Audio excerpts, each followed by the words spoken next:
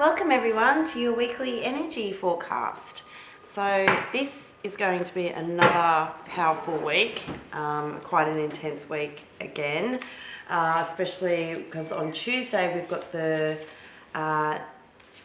total solar eclipse in the new moon in Sagittarius. So that's on Tuesday the 15th here in Australia.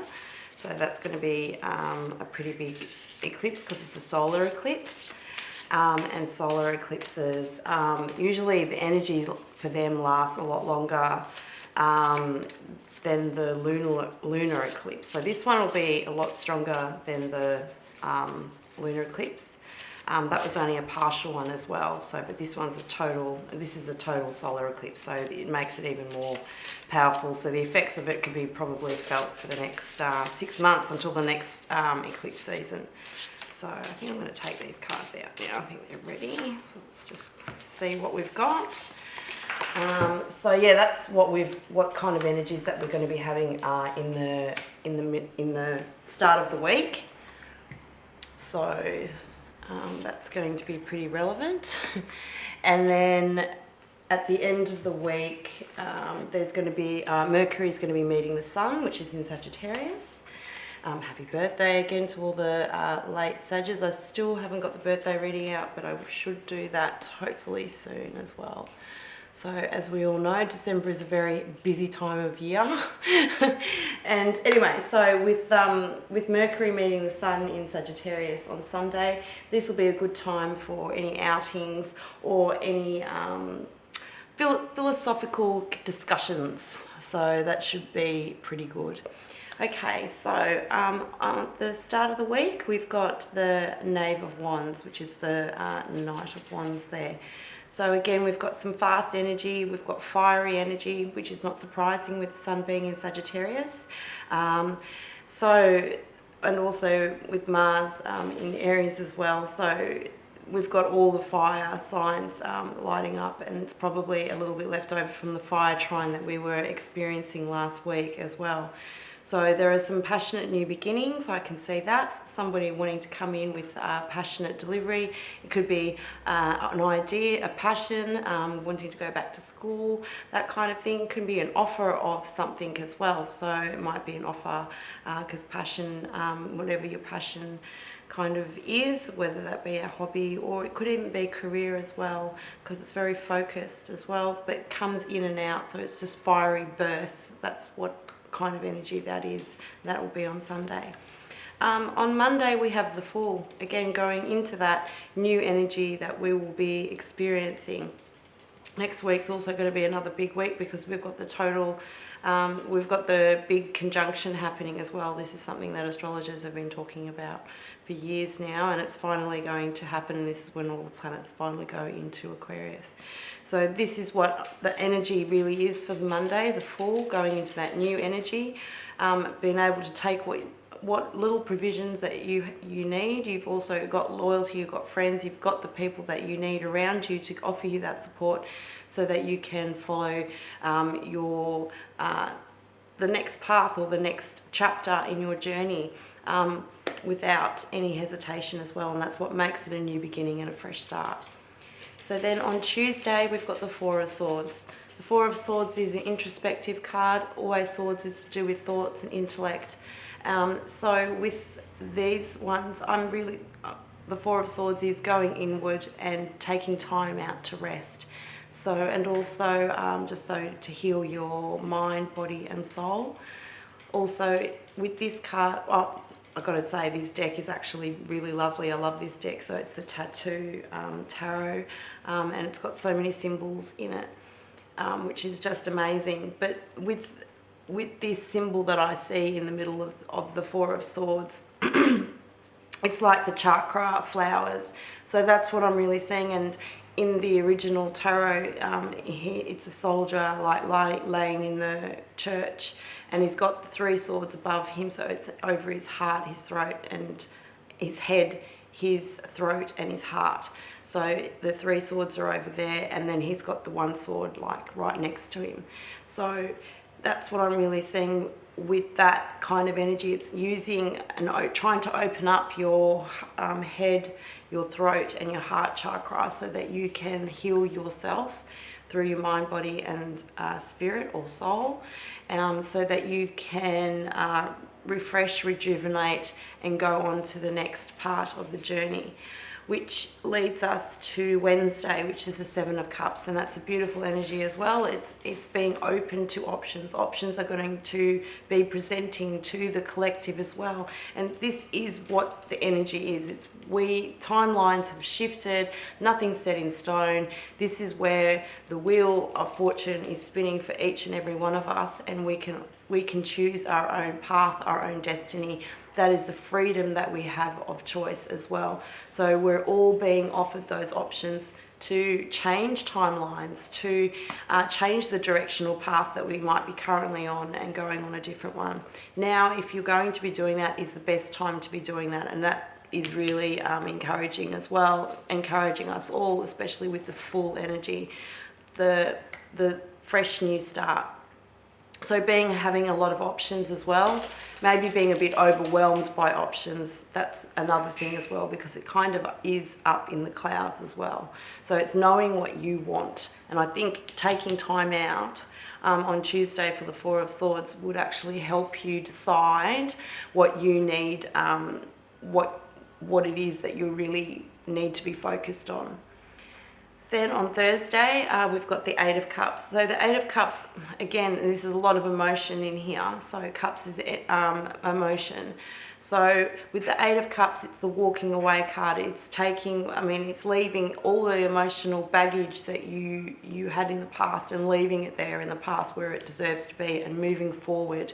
So that's another thing that I think that we need to be able to be aware of as well once we step into our new journey of the Fool, that we need to leave behind old baggage, old emotional baggage, so that when we do, and only take what lessons that we've learned that into our new direction or new path. Then we've got the Three of Swords. So the Three of Swords is usually a card of hurt. Now in this one, it's a little bit different. It's depicted a bit differently. So you've still got the Three of Swords, obviously. But in this one, I can see that there's wings in the background there. And then, obviously the stars. That, to me, that would be hope. So it would be to be able to rise above what's actually going on. It almost looks like butterfly wings at the back there. So it's that transformational vibe that I am picking up on, and that'll be on Friday. So what it will be, this eclipse is going to be quite empowering for a lot of us, but it's going to be very difficult as well, because like I said, it's a really a closing out of everything old and starting a whole new cycle, and we can't do that until we close out the old. So to me, but I still see that there's a lot of hope in there. And also the spider. So the spider is a very intelligent creature, and the way that they spin their webs, that's what I'm seeing as well. So the web spinning, it's so intricate. It puts a lot of work and effort into that, and it comes out with a really beautiful result. So through hard work, I really do see that some of us might need to push really, really, really hard to get past this emotional baggage, especially if we have been hurt in the past. And then on Saturday, we've got the Six of Cups. So this, in the original tarot as well, is reminiscing about your past. So it really is asking us to be able to, I think, what I'm picking up from this energy is to leave the emotional baggage in the past. That seems to be the recurring theme for this week. And underneath we've got the Five of Cups. I don't think we could have had any more cups if we tried, and there's not cups underneath there. So this is the Five of Cups. Five of Cups is looking at the three cups that are spilled. As you can see, the eye there, and it's crying, and it's like crying over spilt milk. But if you only turned around, and as you can see on the side of this eye, which is the eye is not focused on it, you've got two full cups. So, but also through that sorrow, through that pain, we actually learn, we grow, we expand. So that is the underlying energy for the week for the Five of Cups. So to be able to, I think, look at things from a different perspective, to realise that we do have other options as well, especially here with the Seven of Cups. We've got lots of options. So we can choose a different pathway. If we decide to hang on to the past and resist and don't allow for new things to come in, then I think it is going to cause us a lot more heartache. However, this is what we're going to be experiencing and going through, and the eclipse will hit every different parts of your chart as well, depending on where your planets are in your natal chart and what's activating what. So now I'm just going to pull out a Lover's Oracle. We'll just pull out one from there. Oh, sorry, I don't think I even blessed my cards, but dear angels, I experience from the divine white light, please bless my cards and give me clear insight. So mote it be.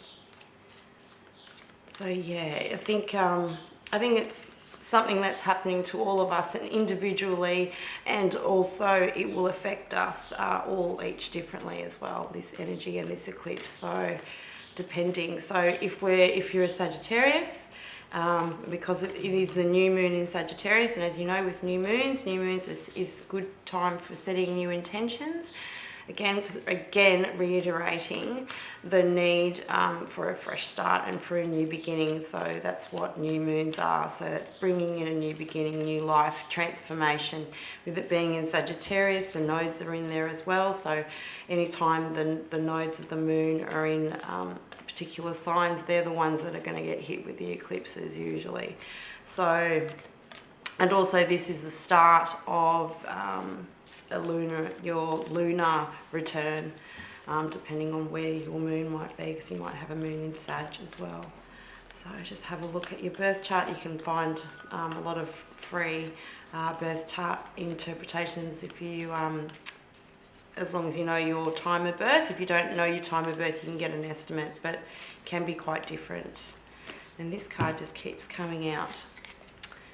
So, deep in your heart, you already know the answer. Do what feels right. So, that I think we all really know, especially with the decisions that we need to make, what things that we need to leave behind, what things we can take with us into our future. We do know, I think we just need to be able to go into that Four of Swords energy again, go introspective and really open up our head, our throat and our heart chakra. So that's what I'm really seeing, especially with that flower and all those symbols in there. And I just love the cards, how they've just got so many symbols. But also with the Six of Cups, it's hope and faith, and I really see that as well. So, and with the heart there, so it's, you know, knowing that maybe love might be returning from the past, or maybe you might just be reminiscing about, great times that you had in the past. So either or, which, like I said, lessons that you should be taking with you, and to be able to take responsibility for your past actions, but then to be able to move on. And I think this one's going to come out. And this is beautiful. It's the World card. Again, in the tarot as well, with the World card, it signifies a new beginning. So I'm going to just quickly read it. So it's 29, so 2 and 9 is 11. So that's another spiritual number. So that's really good. With that, again, it reminds me of the portal, really, 11. So it's going through those pillars and into a new pathway, if you so wish. So the man in this picture is looking out over a bay, over which the beautiful sphere of the earth is rotating. This card is reminding you to expand your vision and contemplate some much broader options. The world is wide, so there's a lot more out there to consider. In the modern age of technology, this could specifically be referring to creating or expanding to a more global network through the internet or social marketing. Drawing this card also lets you know that you have unlimited resources available to you, and now is the time to think big. As they say, the world is your oyster, so get ready to gobble it up. That is so cool, because honestly, especially with us going into the modern age of technology and referring to global networks, especially internet and social marketing, that's all Aquarian energy. And like I said, we are just about to leap into that.